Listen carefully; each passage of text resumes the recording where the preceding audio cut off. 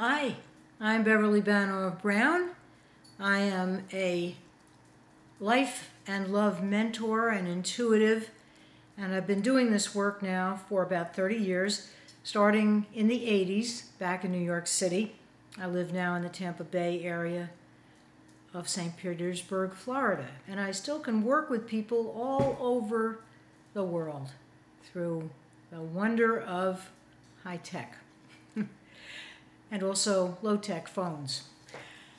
Today, the topic is a sticky one for a lot of people because I'm often asked, and I have been for a long time now, when is the right time, if you're a woman, to sleep with your boyfriend or your prospective mate?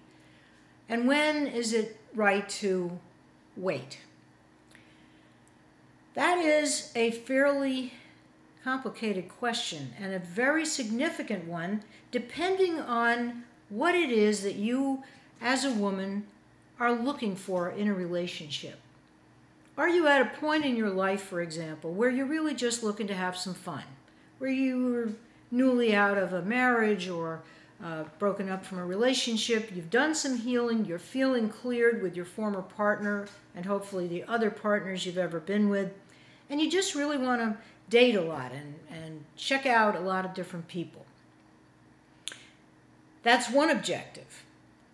If, however, what you really are wanting is a long-term, enduring love that may lead, hopefully, to marriage and perhaps a family, then it's a whole other issue, and it's a whole other set of parameters. Men generally tend to have a very different perspective on sex from women. There's the girl brain, as a friend of mine recently said to me, and there's the boy brain. And the boy brain is pretty much hedonistic, just wants to sow seeds and have a good time in the moment. And just because you've had sex together does not necessarily or automatically assume that he's going to be monogamous with you or that there's any kind of a serious commitment. Whereas most women will then, if they have given themselves fully sexually, make an assumption and often get terribly hurt and disillusioned that because in order for them to do that, they only want to see that guy for the foreseeable future and maybe for the rest of their lives.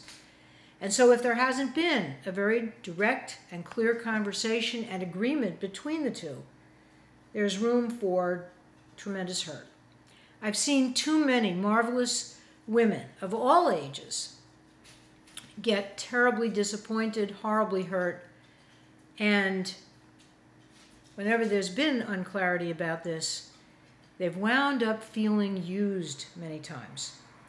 If your objective is marriage, then you must remember that men do tend to place women in different categories. There's the friends with benefit woman who you call at 10:30 at night and say, hey, how you doing? Want to get a drink? I'm feeling very desirous this evening. Let's shack up. And then the next day, you just both go off and you live your lives and pretend it never happened, or you just have a few happy memories. Or maybe you're so drunk and hungover you don't even remember much at all. Not a great plan in my book. There's the kind of woman who a man looks upon as someone as a temporary person to date, to go and do things with, to sleep with, maybe even to live with for a while. Not necessarily, however, marriage material. And then there is that exalted category where the man absolutely knows that you are a quality woman, a woman with confidence in herself, a woman who exudes not only her feminine receptivity and strength and accomplishment, but also a sense of, I'm confident, I'm here, I know who I am, with or without you, and yet I'm vulnerable enough to let your male strength and qualities come through. In other words, a woman who's able to bring out the best in a man and make him feel really wonderful about himself, and yet understand that he needs time to be in the man cave, as John Gray, I believe, originated the phrase. He needs time to be by himself, to be with his other friends, to go and play.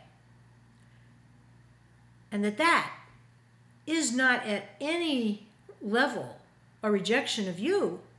It's him recharging his batteries, just as you may do by doing a hobby, by doing your work, by being with your girlfriends, by being out in nature, by doing any number of things that make you happy and give you a nourishment to your heart and soul too. So, those women are the ones that if a man is ever going to marry, or if he's been divorced and wants to possibly remarry down the line, he's going to choose. Because we truly do teach people how to treat us by the way they see us treating ourselves. Are we loving and adoring ourselves, our lives?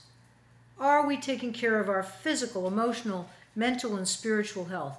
Are we taking care of our belongings? Are our cars neat?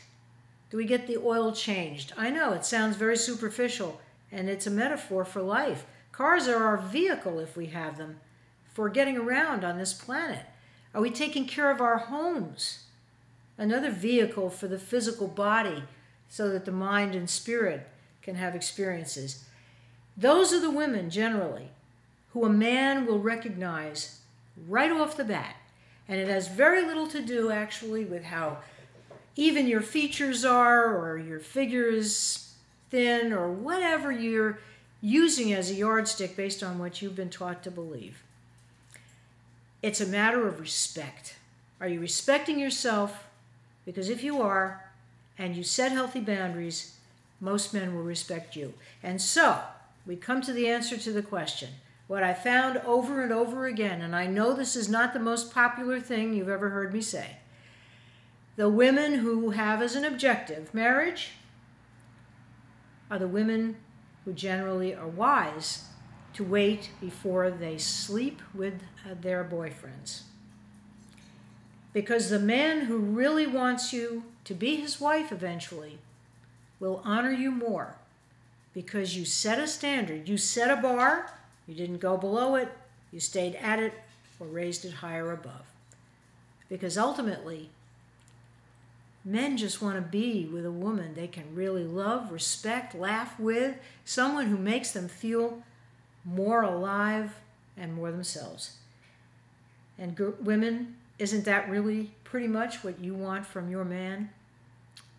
Something to contemplate, something to think about. I'm going to leave you with that thought. Bye for now.